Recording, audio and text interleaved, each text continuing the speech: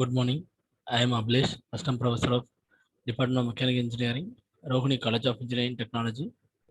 Our subject is Manufacturing Technology 2. The subject code is ME8451. In this session, we are going to see about Unit 4, Abrasive Process and Broaching.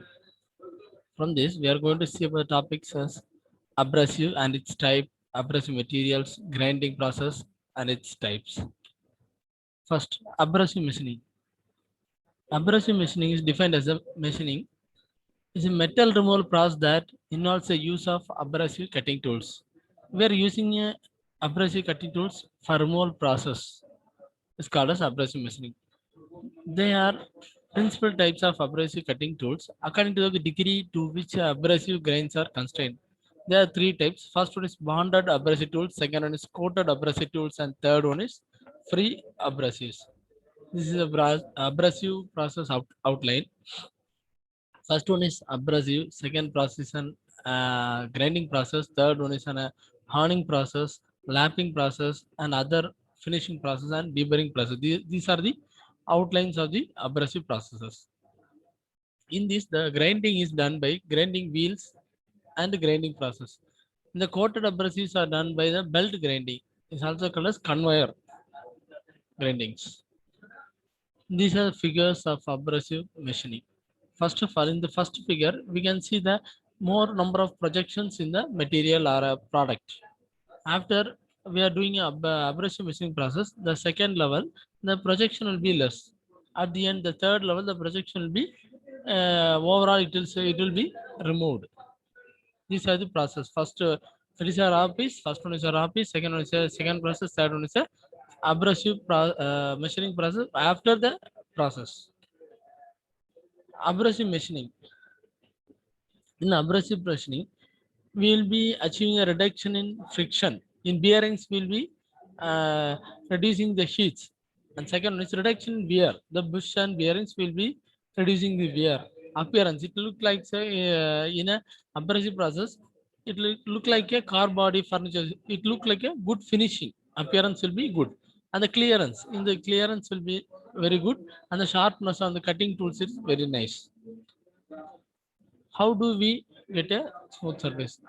In the process of removal of material and flatten surface and fill of voids. The removal of material, we will be using abrasive machining for a abrasive for achieving a good surface. And the flatten, the burnishing process. It is nothing but a polishing the metal by rubbing. If we are rubbing more and more, it will the product will be getting a good polishing and burnishing surface. The fill of voids will be adding of material and paints, finish, wax for a look for a smooth surface. Abrasives. It is a small and hard non-metallic particle with sharp edges and irregular shapes.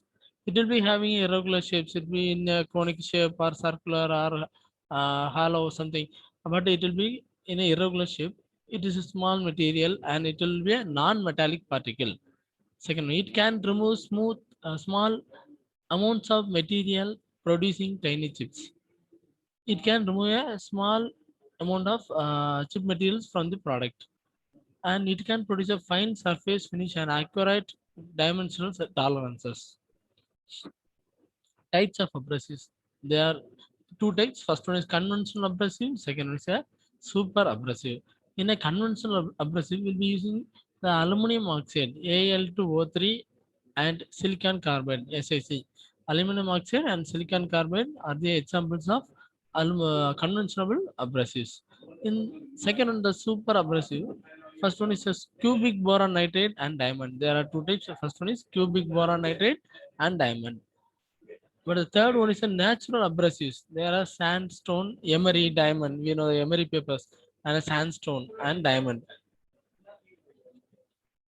But in this, the abrasives are harder than the conventional tool material. The tool material abrasives will be more harder. Abrasive factors.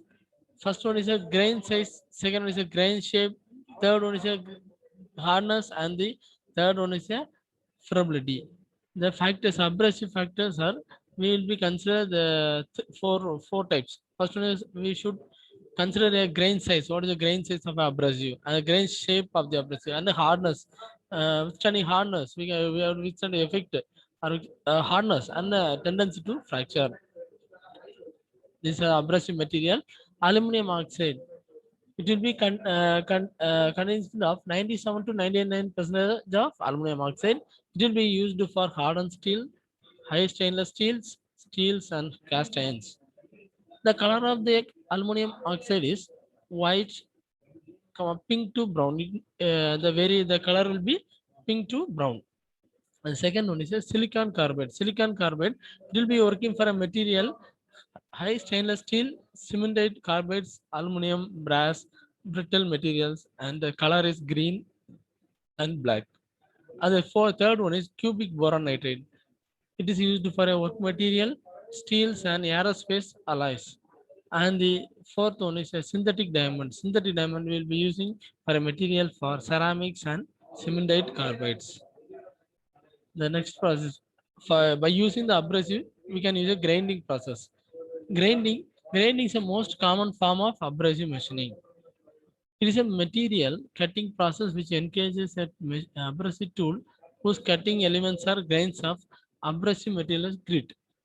The in grinding process will be using a abrasive wheels for a cutting process. These grits are characterized by their shape, sharp cutting points, high hardness, and chemical stability and wear resistance.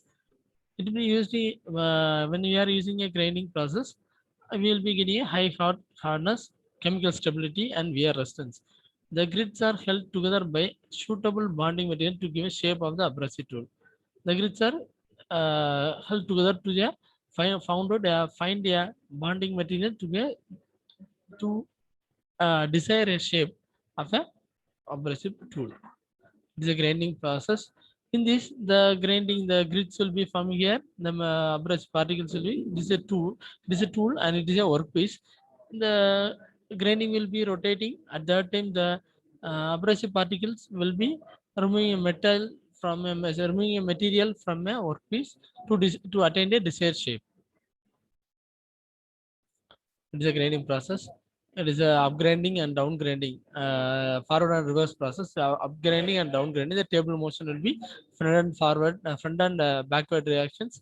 And that time the grinding will be rotating. Abrasive grinding will be rotating. We will be getting a removing the unwanted materials from the workpiece. It is a grinding machine. It's a machine. Advantages of grinding. Grinding will be attaining a good accuracy and good surface finish and good form of location accuracy applicable to both hardened and hard material. Will be attaining a accuracy will be dimensionable. If we need a 5 mm, it will be in a 5 mm. And a good surface finish will be attaining a good surface finish and will be from a good good form and accuracy in both hardened and unhardened materials. Applications of grinding. Grindings are applied in surface finishing, slitting and parting, descaling, deburring, and the stock removal for metal removal, and the grinding of tools and cutters and resharpening of the same. If in the tool, if the tip is broken, we will be going for grinding for resharpening the edge of the tool or head of the tool. And these are the applications. Types of grinding. The first one is surface grinding, cylindrical grinding, internal grinding, centerless grinding, and the tool cutter grinders and tool post grinding and the swing frame grinders and the bench grinders. The last one is creep feed grinding. Surface grinding. It is an abrasive machining in which the grinding wheel moves material from the plain flat surface of the workpiece. It will be doing the grinding on the flat surface or plane of the workpiece or flat of the workpiece. It is facing like a facing, like a facing. In a lathe, will be doing a facing. It is like a facing. We will be doing on a plain flat surface of the workpiece. Is a surface grinding. These are the figures of the surface grinding. It is a machine. This figures it is a machine. In that we will be keeping the workpiece on a table. The table will be moving front and back. At that time, the grind wheel will be rotating. There is a wheel guard to protect the operator from a wheel or producing a bar from a workpiece. At that time, the it will be doing a surface grinding. It will be doing a surface plane and surface flat of the workpiece. Next one is cylindrical grinding. There are three types of feed motion are possible according to the direction of feed motion. The first one is traverse feed grinding, second is plunge grinding, and the third is a combination of both previous type. The traverse feed grinding is like a operation like a turning process. It is like a turning process, and the second one is a plunge grinding. If you need a step-by-step process, step turning process, it is like a step turning process, then we will be going for a plunge grinding.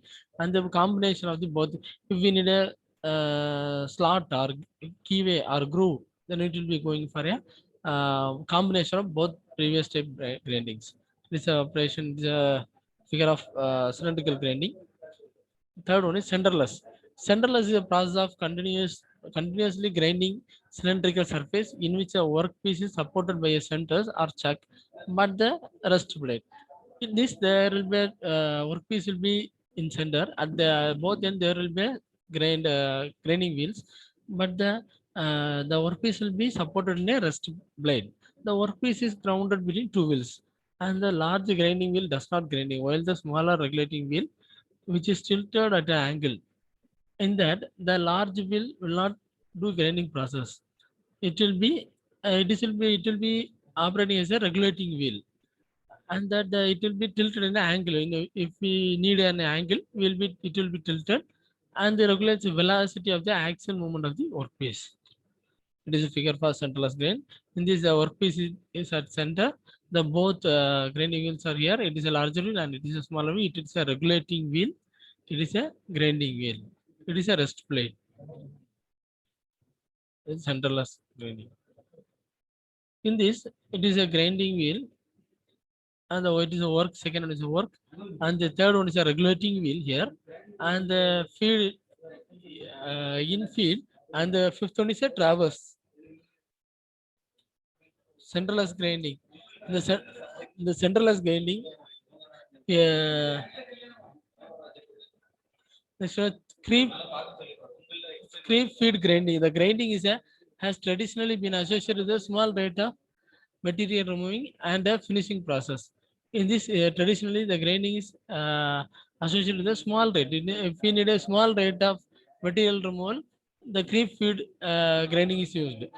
In a creep feed grinding, the depth of the cut D is at much as 6 mm and the workpiece speed is low. The depth of the cut will be low and the workpiece speed is also low. The wheels are mostly softer grade resin bonded with the open structure to keep the temperature low. The wheels are mostly softer grade resin.